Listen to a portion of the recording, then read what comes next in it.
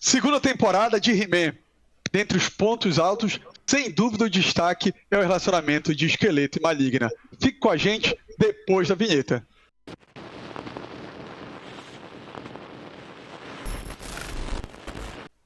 Fala pessoal, seja muito bem-vindo a mais um Dois Perdidos no Tempo.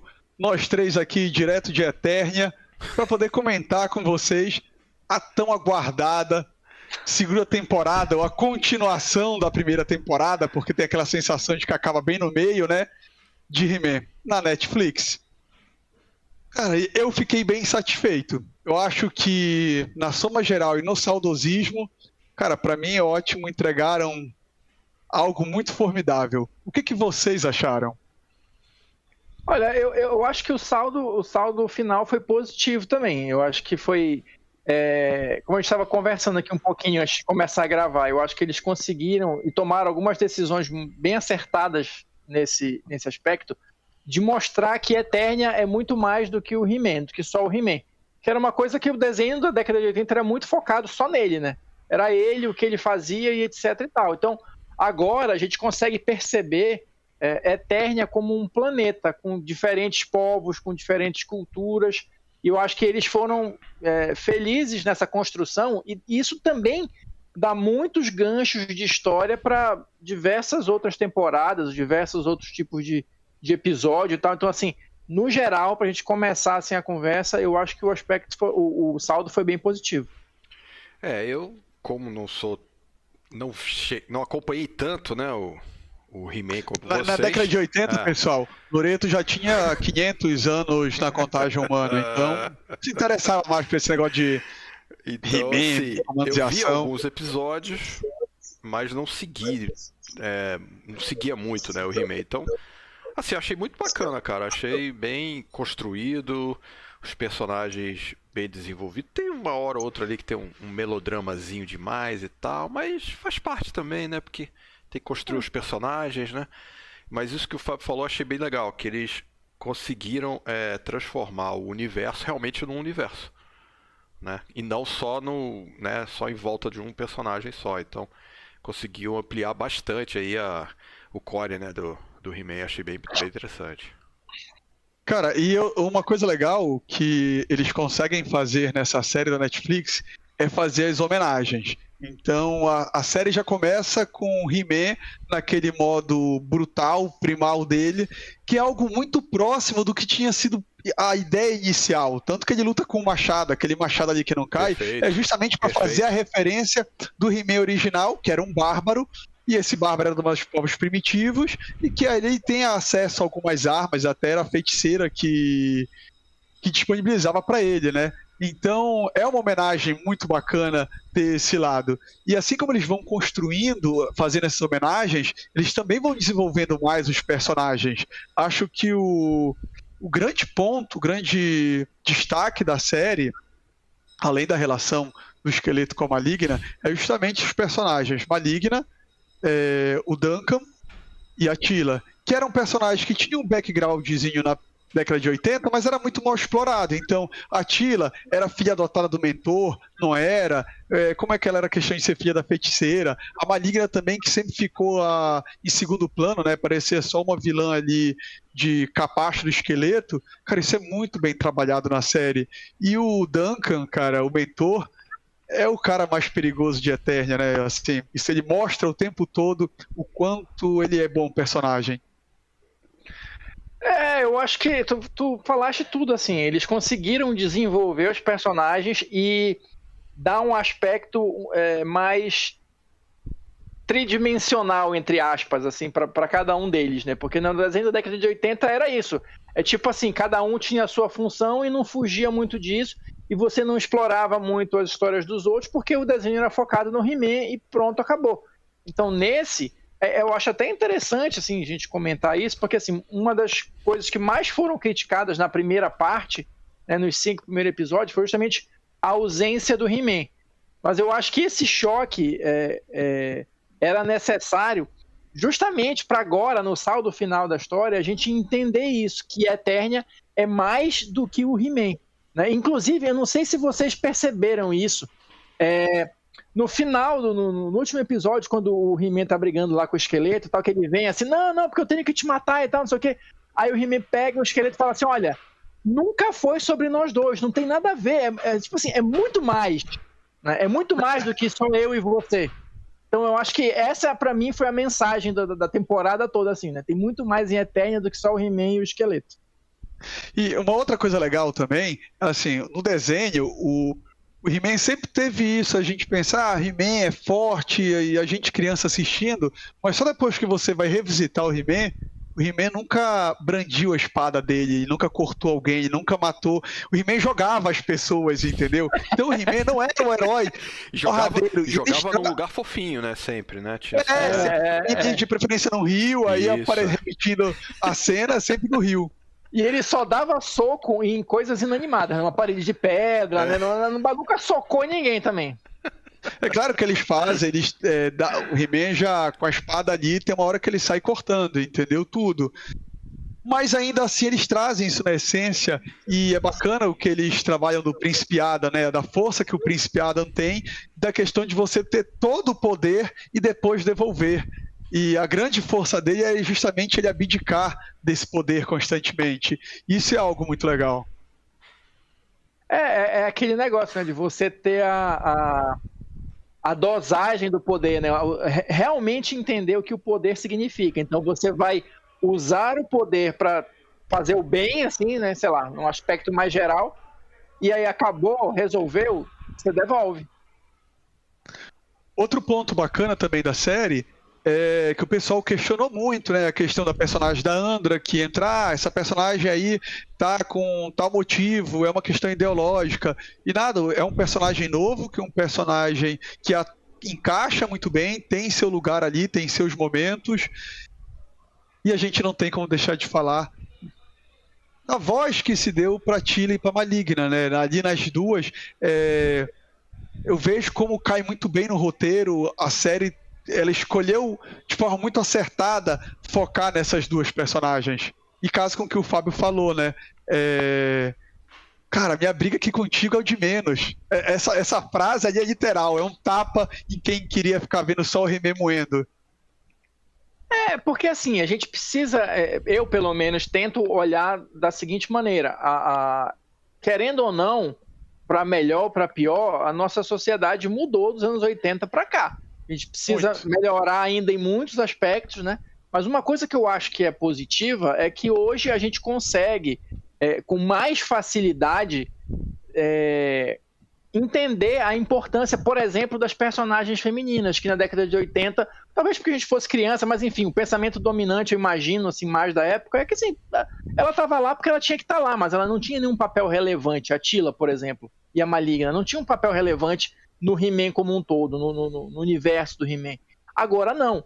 E eu achei muito acertadas também as explicações que eles deram para isso. Né? A maneira como a Teela passou pelas provações dela, a história de origem da Maligna eu achei muito bacana, eu acho que encaixa para você entender como a personagem virou aquilo, porque a gente não pode esquecer também que esse desenho supostamente é uma continuação da década de 80, né? Então tudo que aconteceu lá, aconteceu, é cânone, e agora os personagens estão num outro momento. Então, você vê a Maligna hoje, você entender a história dela, você entende o comportamento que ela tinha na década de 80, né? Como uma evolução da personagem, e a Teela da mesma forma. E outra personagem também que teve um destaque interessante na série foi a Feiticeira, né? Que ganhou que explica melhor a Teela, né, que é a outra personagem feminina, né, e deu mais profundidade para a própria personagem, que afinal de contas é mega poderosa, mas parecia que ela estava ali só para, né, toma aqui um poderzinho aqui, um poderzinho ali, sabe? Ficava um troço meio vazio, né, a personagem Feiticeira, né. Eu acho interessante porque, assim, apesar de não estar 100% explicado ou muito esmiuçado assim, de como é que funciona a questão do poder, né? Eu acho que a série ela também mostrou pra gente um pouco mais de como é que ele funciona. Olha, uma coisa que assim, tá ali, tá na nossa cara, e eu nunca tinha reparado, nunca tinha parado para pensar nisso, é a questão de que o He-Man, recebe o poder ali com a espada, né, e tal, e ele passa o poder pro Gato Guerreiro, por exemplo, na década de 80. Ele recebia e soltava o raio e o Pacato virava o Gato Guerreiro. Isso fica mais claro, né, quando ele reparte o poder com outras pessoas, ou quando outras pessoas têm acesso ao poder. Então, assim, isso também eu acho interessante. Coisas que não tinham sido muito bem explicadas ou esmiuçadas, a gente começa a entender um pouco melhor como é que funciona. E, de novo, vou bater na mesma tecla.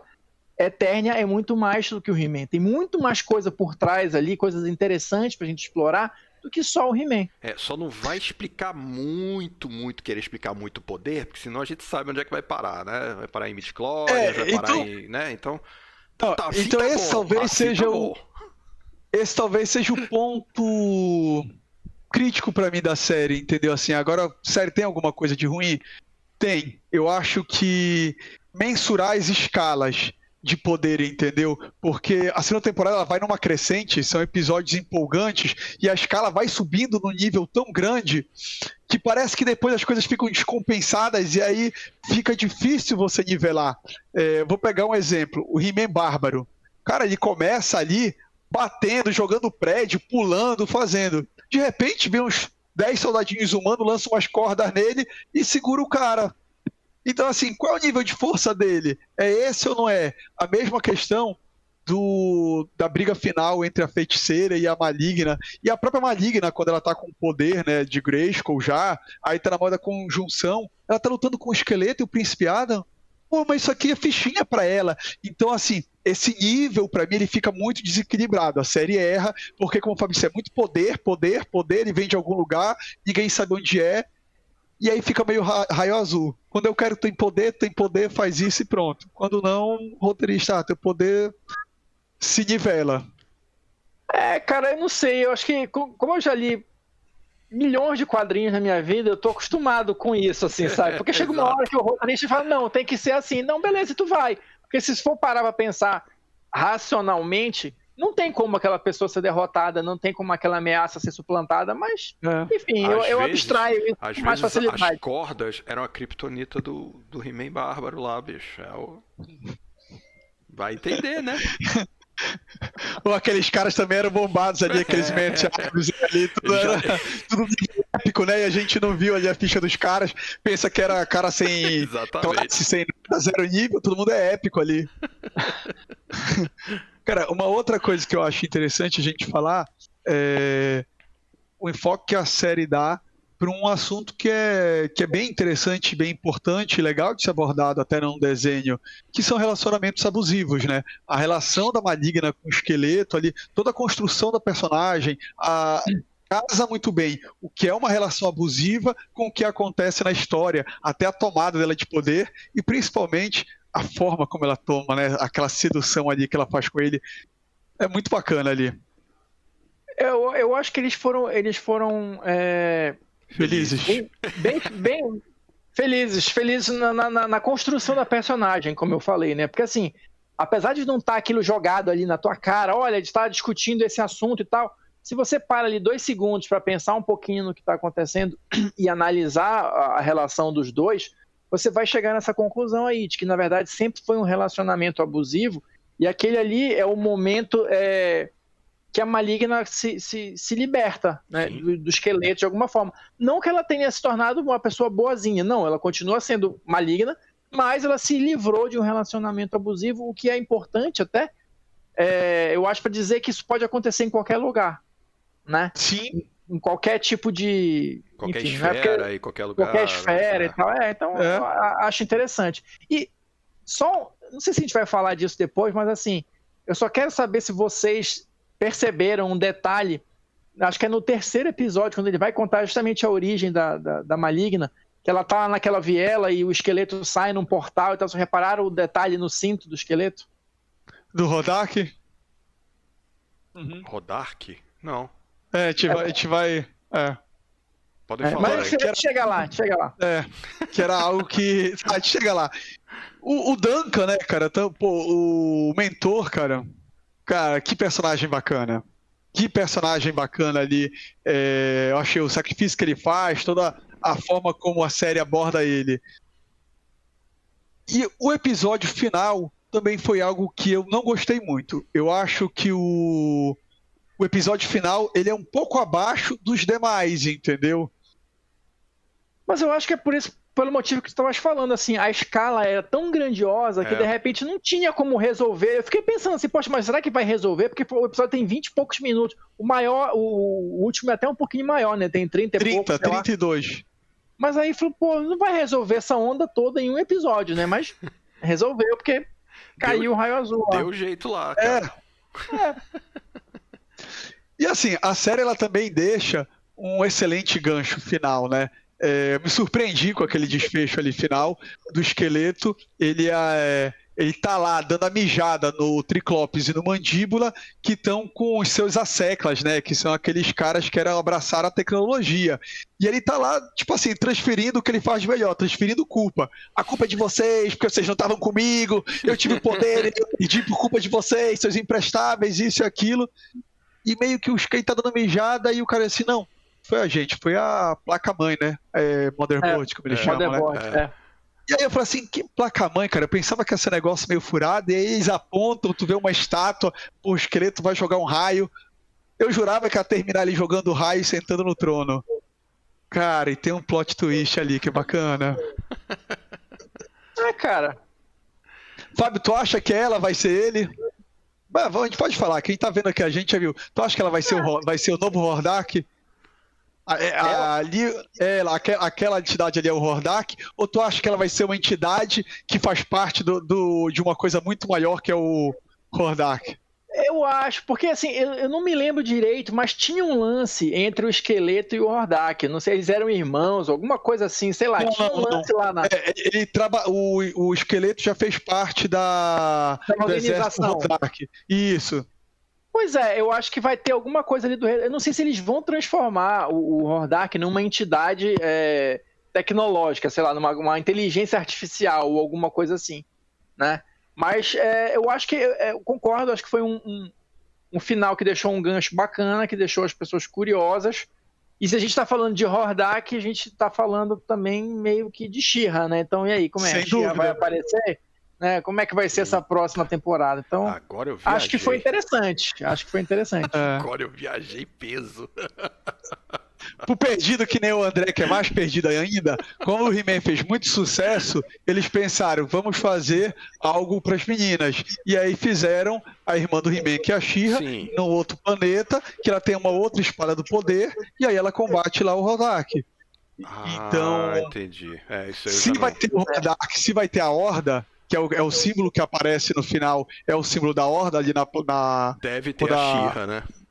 Deve ter a Motherboard, exato. Deve ter a She-Ra. Pois eu acho que a próxima temporada vai ter alguma coisa assim, né? Uma versão modernizada da She-Ra, sei lá. Até porque faz sentido, mas é bacana, né? Porque É bacana ter. Dando esse enfoque nas personagens femininas, né? Tem que trazer a She-Ra de volta. Uma outra coisa que eu acho legal, muito legal mesmo, foi que a questão dos mestres do universo, esse nome está muito relacionado de Eternia ficar numa posição no universo que realmente tem um poder ali, né? O He-Man, ele é a canalização de todo esse poder. E isso nessa segunda temporada é muito nítido. Os astros estão alinhando, tá aquilo ali. Acho até que no filme tinha esse plot também, de que os astros se alinhar. Acaba sendo uma referência também legal. E tem um personagem, vocês viram com as duas espadas que tá lutando no esgoto? Sim. É do filme? O caolho, careca. Sim. Sim, ele tá... Aliás, isso é bacana nessa temporada, porque eles pegaram, assim, aquela ralé, aqueles coadjuvantes mais idiotas, né? Botaram lá, já se livraram de alguns, já mataram, mas apareceu lá, né? Mas apareceu. Aquele ali, o cara assim, não, vou atacar, vilão não faz piada. É isso aí. Cara, foi uma boa sacada ali.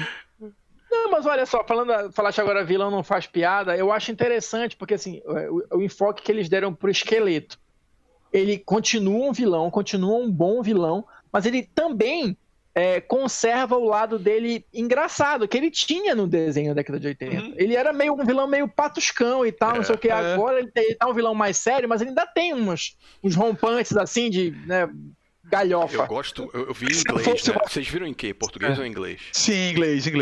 Cara, inglês porque o Mark Hamill faz diferença, né? Cara, toda vez quando ele fala He-Man, cara, é muito bacana, bicho. Que ele muda a entonação, o timbre de voz, ele fala meio debochado e tal.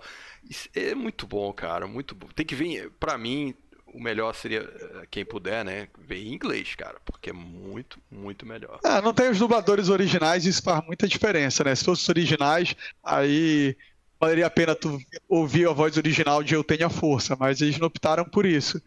Então, e a Lena Headey com a Maligna, cara, Também, que sensacional, cara. Também. Cara, Muito assim, bom. é um show que ela dá, velho. Muito bom, muito bom. É uma boa série animada, né, cara?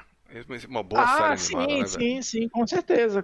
Muito boa. E assim, eu fico esperançoso com o sucesso da série, assim, para que ela continue, claro, a gente tá falando aqui, pode vir uma outra temporada com a She-Ra e tal, não sei o quê, mas eu fico, assim, lá no fundo, assim, com aquela esperança, porra, esses desenhos dos anos 80 eram bacanas, né? Netflix podia fazer outras coisas. Cadê um Thundercatzinho da vida, um Silverhawk, nessa mesma pegada, assim, e tal, quem sabe, eu né? queria um pouquinho mais pra trás, só um pouquinho mais pra trás, tipo os Herculoides, Johnny Quest, sabe? Porra, ia ser muito legal, cara, ia ser muito legal. Ia ser muito E ali tem muito plano de fundo pro cara escrever, porque as histórias eram bem simples, não tinha muito roteiro, né? Então... Tinha Fantomas, não é... Fantomas. Tinha o Space Ghost, enfim, tinha muito desenho bacana lá pra trás, velho. Pessoal, deixa aqui no seu comentário o que você queria que a Netflix trouxesse de volta nesse saudosismo. Meu voto é Thundercat. Eu só quero registrar aqui que eu tava com isso na cabeça e quase que eu esqueço. No programa passado que a gente fez do He-Man, eu disse que eu tava sentindo falta do Ariete e do Granamir. O Ariete já apareceu. Na próxima vem o Granamir. Boa, Fábio. Boa, Fábio. Bacana. Falou, pessoal. Até a próxima. Falou, gente. Falou.